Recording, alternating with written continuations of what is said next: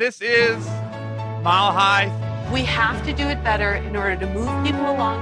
Up, down, inside out. If you get your mind right, it is not. It is a receiver of thought. because love is my first technique. It's now time for the show. Welcome to the Mile High podcast. This is your host, Dr. Daniel Knowles, coming from an altitude of 5,280 feet.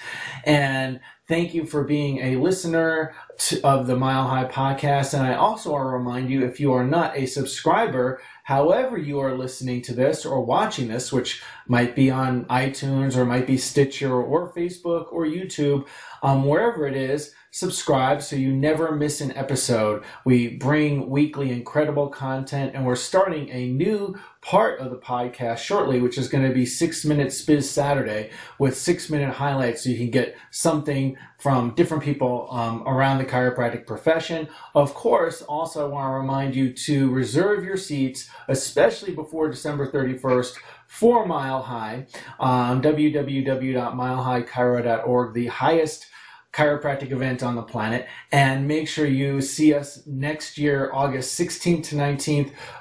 Seats will never be lower than they are now, so you want to grab them before December 31st so you can rise up in August with us. And today on the Mile High podcast, I am so delighted to get some time with Dr. Rhea Komarek. She is one of the people that I just truly enjoy getting to connect with, her and her family. And also, she was the winner of the Mile High audition speaker contest last year, which was absolutely amazing to have her as part of Mile High. It was just such a great vibe that she brought. And also, of course, producer, director, I'm not sure which one it is, of Love Bomb. And so I'm sure we're going to talk about that. And welcome to the Mile High podcast, Rhea. Thank you. Good to be here. Grateful to have you here. Now, where are we talking to you from? So, okay, I'm at the Sonoma's Best. That's so funny. I went back to my Seattle college days. It's not college days, it's mommy days. So I'm at Sonoma's Best coffee shop where I do my Love Bomb work in this garden while my son's at preschool. Awesome. So here you are, Love Bomb work, mom, preschool, doing lots of things, but doing all that so you can make an impact on the world. One of the things that you shared with me was your favorite quote, and it's by one of my favorite authors. You can take a step out essentially into nothing, and something always forms underfoot. I love that. I've never heard that one before. Why do you love that? Well, that actually particularly probably meaningful to me because that was one of the most impactful things that Joseph Chilton Pierce said to me when I interviewed him in his home in Virginia for the Love Bomb film. And those words stuck with me in part because when you're then editing film or editing scenes for a film, you look at things so in particular. And so when he said that impacted me, and then I've seen that time and time again through the journey of the film. So it was something that was said to me during the film and then continues to be these words of wisdom that reverberate for me as I'm attempting to gain the courage to step out into the unknown time and time again. Outstanding. And it's true, especially when people are going into doing something that they might be fearful or hesitant of. I don't know what you sort of, but hesitant of, like the, adage of what would you do if, you knew you couldn't fail? Like, if you actually step out, something will form underfoot.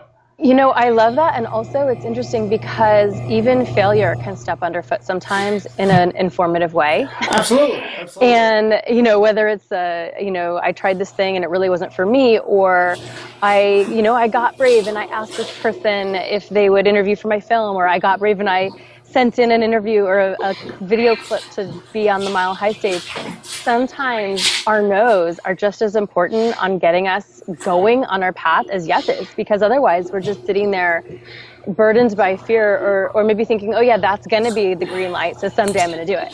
It's like, well, when then you go and you try, and if you get the no's out of the way or the failures out of the way, then something else will form underfoot. And that's how things can come about. Absolutely. And I want to go right into the film.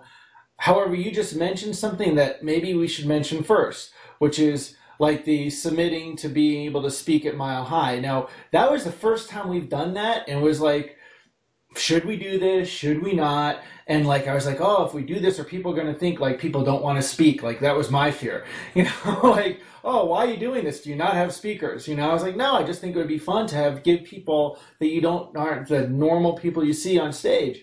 So I'm so grateful that you put in that in. And we're going to do that again this year, which I'm super excited about it, because I thought it was one of the funnest things about the program was having you and Francisco, speak. Tell me about that for you, so people can learn that may be considering sending in a video this year. How it was for you to be a guest speaker and all of that. Oh, well, it was beautiful. I really enjoyed being able to get up and share my message and connect to other people and connect to Francisco as well, and have the opportunity to do that. And it was also super vulnerable to, in a way, I had to go through a process of saying, hey, ego, that feels like you should already be known about, or, hey, ego, that they might, you might put yourself out there in this way and they're still going to reject you. And so, like you shared, we all have those little rejection stories. Yeah. And do I listen to that one, or do I, get quiet? So what I did, and what I suggest to anybody who wants to do it, is to really get quiet and hear the innate impulse. And if that innate impulse says they're aligned with it and says go for it and says you have something to share, then taking that step out even to crystallize the message that they want to share with you, that they have the desire to share with others. Well, that crystallization of a message is either going to get selected by you to share with others on stage, or you in the panel, or it's going to go somewhere. Right. And so that's beautiful, because that's an opportunity to sit down and get really clear about what do you have to share with people who are there for you. And then there's a million different ways to do that. So I recommend doing it, even if it's for the process of crystallization of a message. Absolutely. And then also there's this thing that I've had bounce around in my head, is that if you have a calling to share something, and there's a reason you're having the calling to share something, and there's someone that needs to hear that message.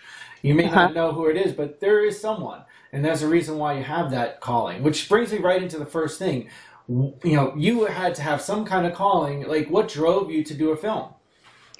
Well, I'm an artist, and I think that I'm an artist first. So I was a dancer, choreographer before I stepped into the chiropractic path. And that leads me to have this artistic calling to share with others, to express something of the meaning and the beauty and the poetry and the experience of life to others. So that impulse certainly was there. The other impulse was that I had been on a service trip and felt the glorious impact of connection that I got to feel with other human beings in a positive way through doing it. And I felt like, I want to share that with others. I want people to feel this somehow. I want to convey that feeling. And then I also felt like I wanted to contribute something that would help with the overall perception of who chiropractors are to other people.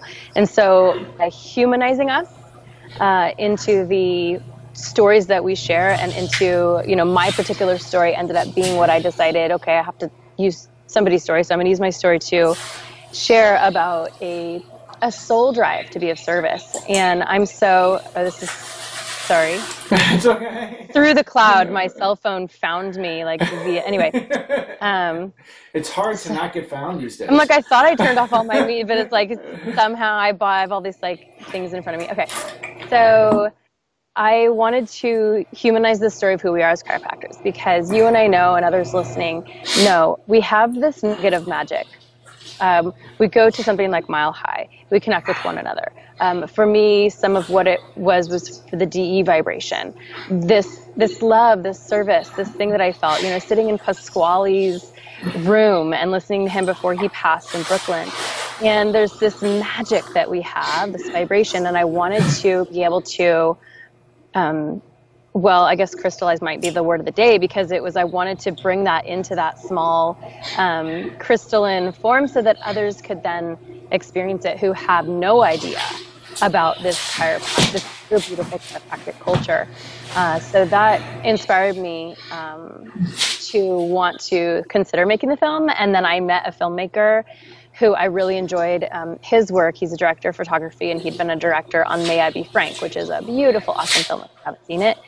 And so I think it was that one thing after another. Like, he was put in front of me, and then I started doing the trips to Peru, and then maybe 2 years into that, just said, this is beautiful. This is a story. I want to share this with the world. And we did it one step at a time. We filmed first with no agenda of what the story was going to be. We fundraised and got enough funds privately in Napa. I had an event at a theater. It was beautiful. And raised the funds to bring him down to film. And we did that first. And then we came home and we just organically said, we captured something that happened. Is there a story here? And we started storyboarding it, and that's when we saw that there was. So that was the original impetus. And then like anything else, like we started with, you take a step out and something always forms underfoot. Well, I think sometimes you take a step out with a little bit of an idea of your why, and then something bigger starts to, the next layer starts to unveil itself to you. Right. Absolutely. Absolutely. And, one of the things I love about it, and when you came to Mile High and you set up your booth with a photo booth, I loved that. And you had all the little props and to take pictures. It was so fun. And it's so you to have come up with, like, I wouldn't have thought of doing that. It was so you to do that. And I love the all the little, props and things that you hand wrote. And it was so cool. And part of that was the choosing love over fear, and something that's like a primary theme with you and with the work that you do, and the message that I see from you over and over again, which is such, to me, a chiropractic principle, because so much of the allopathic world is so fear-centered, and I feel chiropractic and as an art is love-centered, right? And it's trust-centered. So where did the obsession with choosing love over fear come? Well, slowly but surely, my obsession with that coalesced after teaching. So I started as a concept therapy teacher. Well, I started in the chiropractic profession as a concept therapy teacher and a student of Dr. Thurman Fleet. Right. And he put together incredible volumes upon volumes of content. And eventually, what stuck for me as the simple message from that was actually, this is all about choosing love. This is all about choosing love over choosing fear. And then when I started to see that thread, I saw that choosing love over fear really boils down to choosing a mindset, emotion, physiology, metaphysical viewpoint of connection versus disconnection.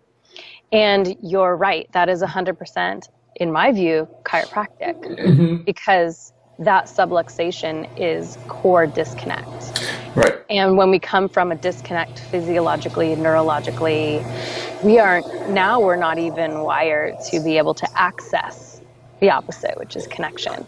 And so I love boiling it down to those two things, to choosing love over fear, to going for connection over disconnection, because it's something I can access. It's a keystone that can keep bringing me back towards something that feels like I can get it. It's pertinent. I can feel it. And then also, I have become really obsessed with using terminology that the everyday person can relate to.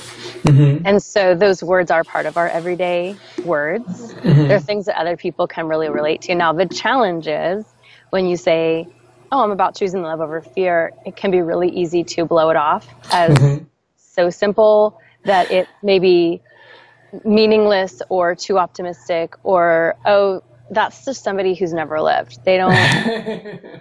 So, and also it's funny because I have this naturally sort of light and positive outer demeanor that then I have to go deeper to communicate, okay, this is really simple and easy to say, but embodying this is a whole other journey.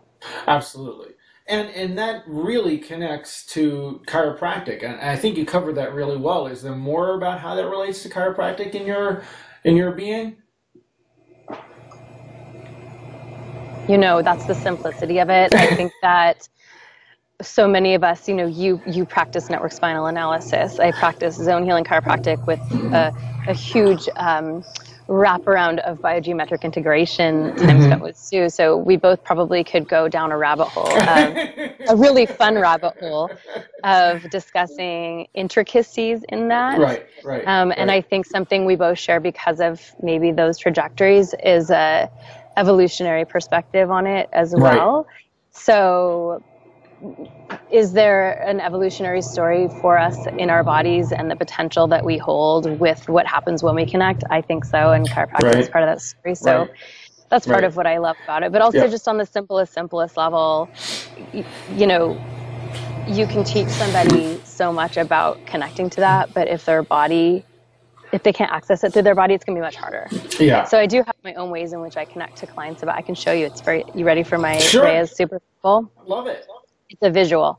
Hold on, I have to be able to see my visuals. Okay, so ready? Okay, this is your mind, and this is your body. Two are interconnected, like this. Yeah. And so we can shift our minds and our emotions, and we can change our body.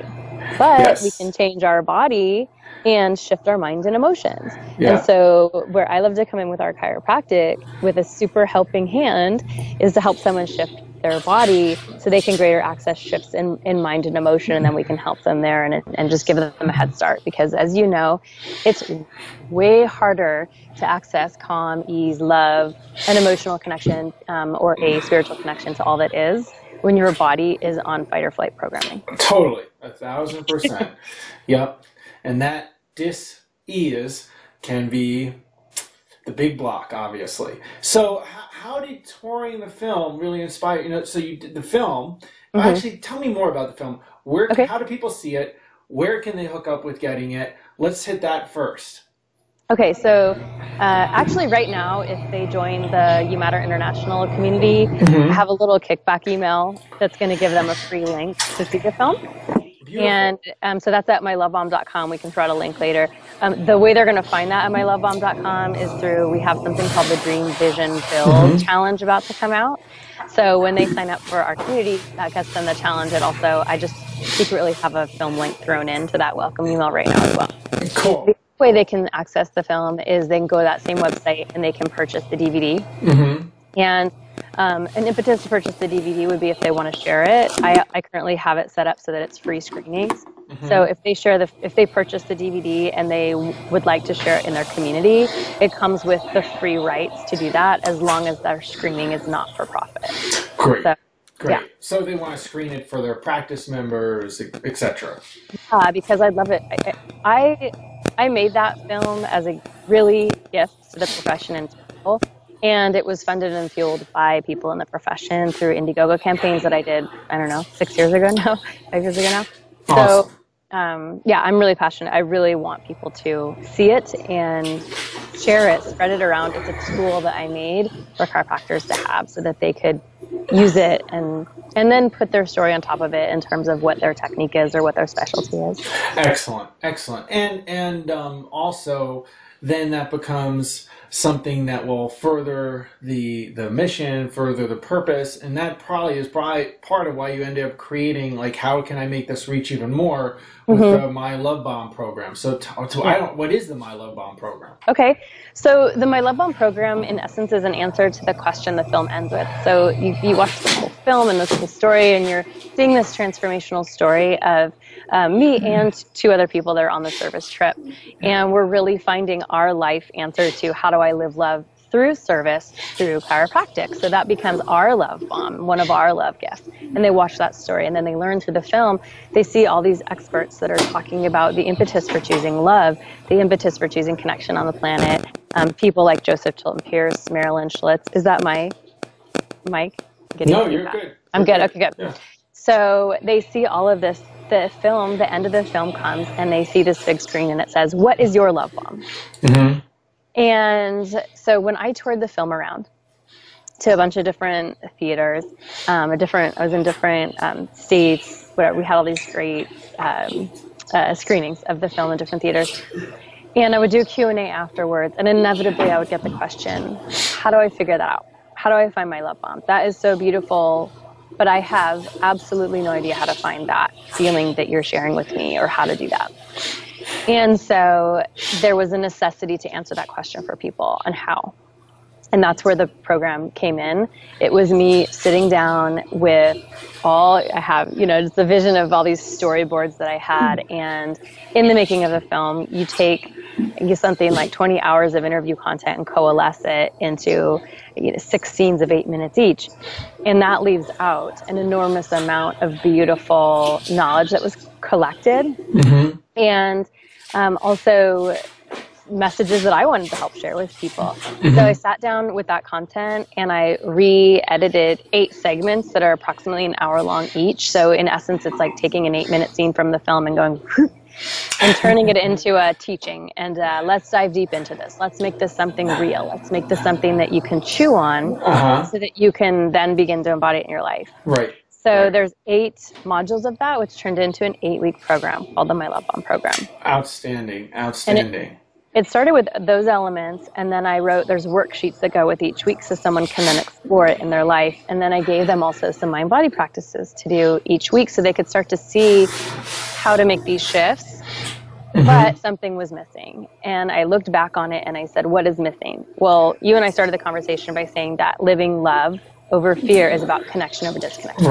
Right. Well, someone can find connection by sitting in their house, connecting with themselves, doing practices, listening to a video, but are they really connecting to other people? Right. They're not.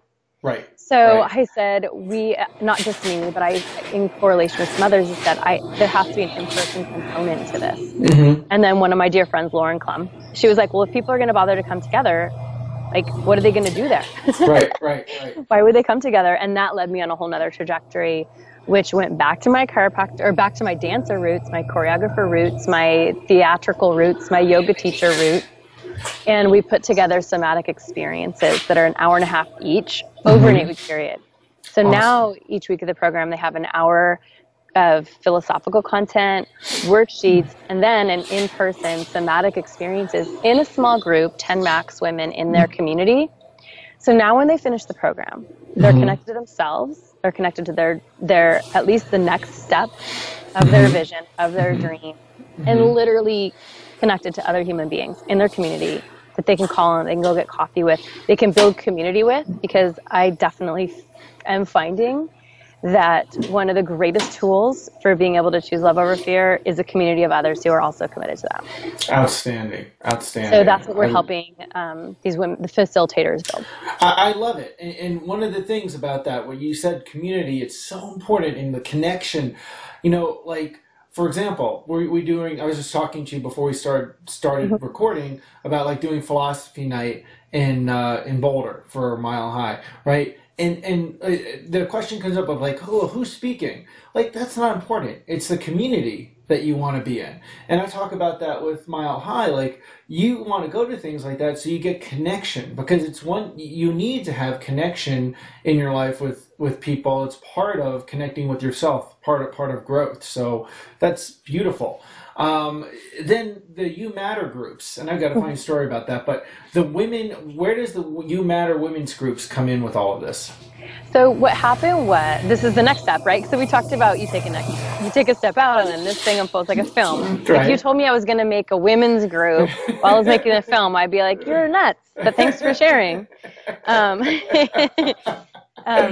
So, and I didn't even know when I first did My Love Bomb program, when I led the baby group up, I had no idea it was going to be a women's group or a women's program. I thought it was for everybody.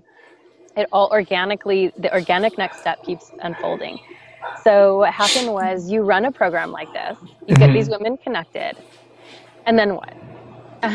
And so the answer to the then what is the You Matter Women's Group.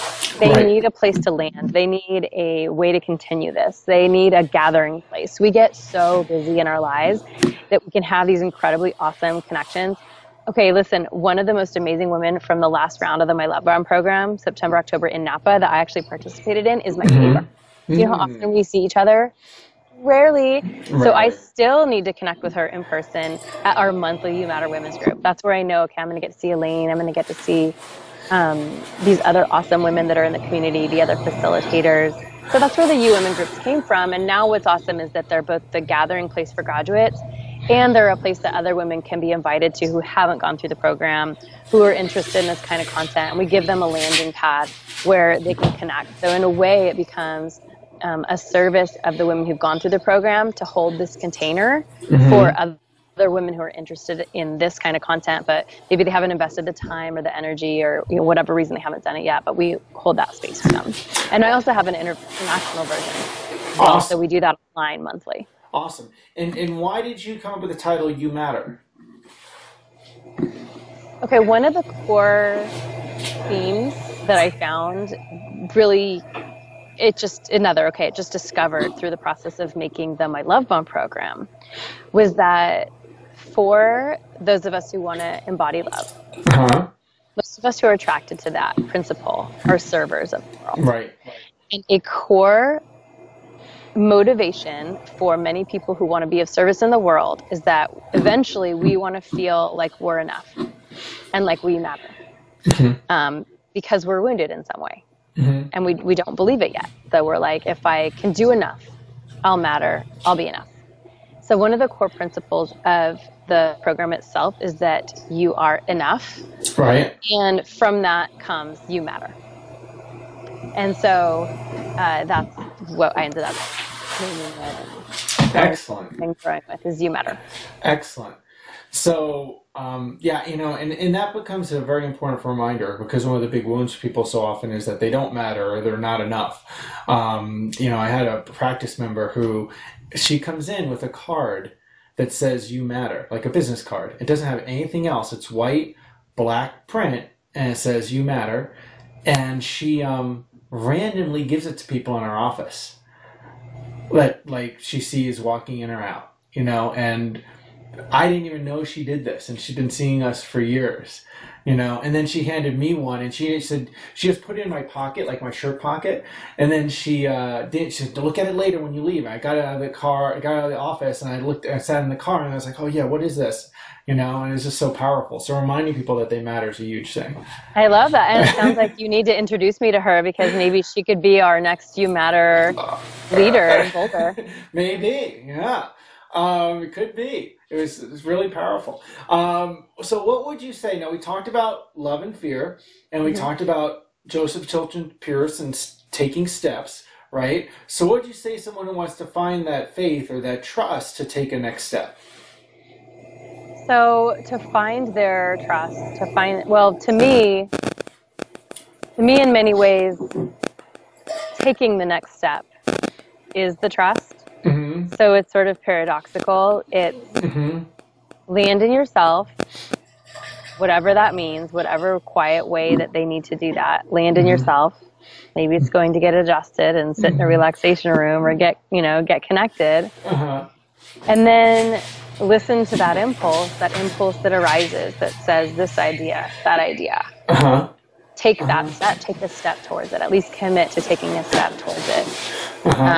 And allow it to unveil itself. Because like you said, I have a faith that as well, that if an impulse comes with a vision or a message or a purpose, that it's there. I don't think that necessarily means, hey, I got this vision that I should be on Oprah. Does that mean I'm going to be on Oprah? I don't know. Like, that's a pretty popular one. That's probably coming from some outer influences to give me that idea and resonate with that.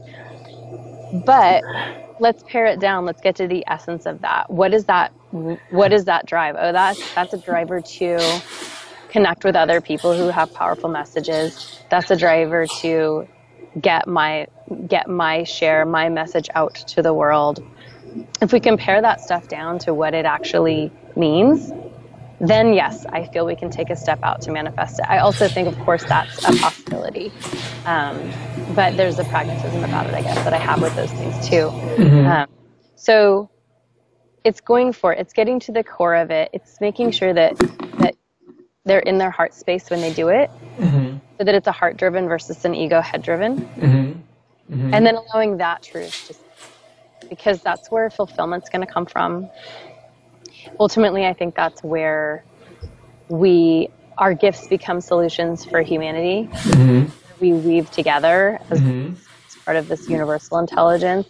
And then I think we're carried in that. And we're just brought to the next thing, to the next thing, to the next thing, to the next thing. Awesome. Awesome. And then, that brings another question is, how do you determine what those next steps are? I think number one, we can listen. Number two, we can ask people. Which then brings more listening. Yeah, for sure, because there's a listening to what the world's telling you. Right. It's interesting how I was just having this different thing, but I was having a money mindset conversation with Lacey Book the other day for our You Matter International group. And we were talking about how sometimes you'll have this thing, like in our money mindset conversation, we were sharing about how an idea will come of something we want or we want to create in our life, and then an edit will happen so fast we almost don't even know what's happening. I think, so an example of that I shared was, for 10 years I thought I wanted to have a hot tub someday. And then I would edit it so fast, I was like, why in the heck haven't, 10 years? Like, I could have saved for 15 hot tubs by now. So I finally did, and we put it in, and we have this beautiful sanctuary in our backyard now. Right. And so I think the same can happen in our inner impulses telling us we want to do something, and in the outer world giving us opportunities. Yep, absolutely. So like you just said, it's listening. It's a willingness to listen here and then listen to invitations, opportunities.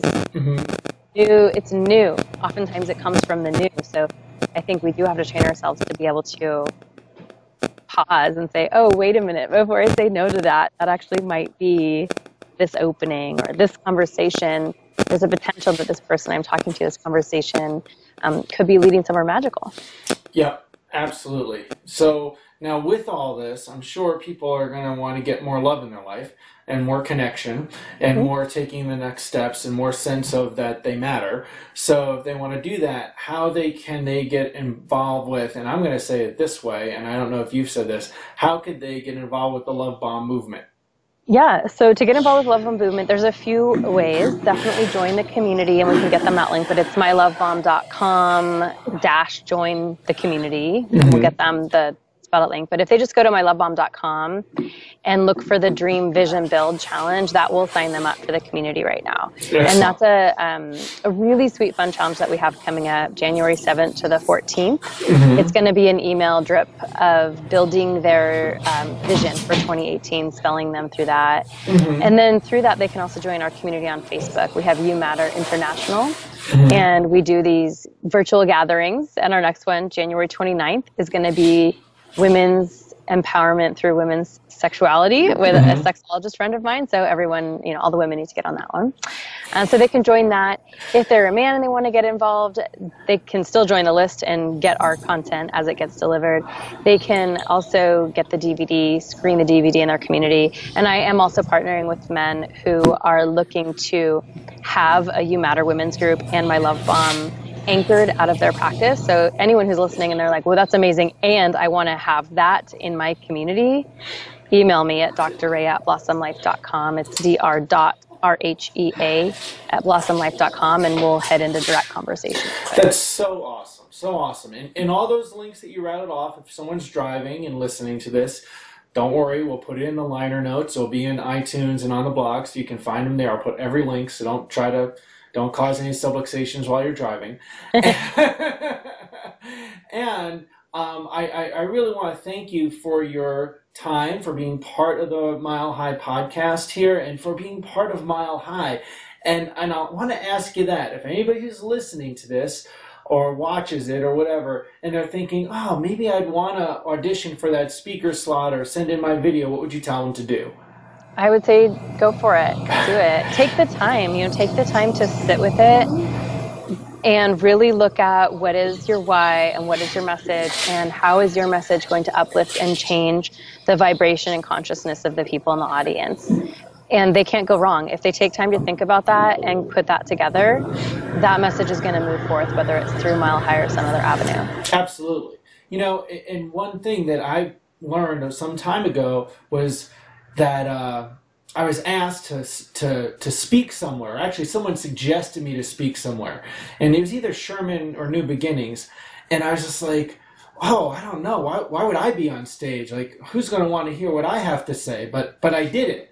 It's the same thing with this. And same thing with you with the Inspired to do the movie, right? You got to take that step. Yeah, if you have it, you just do it.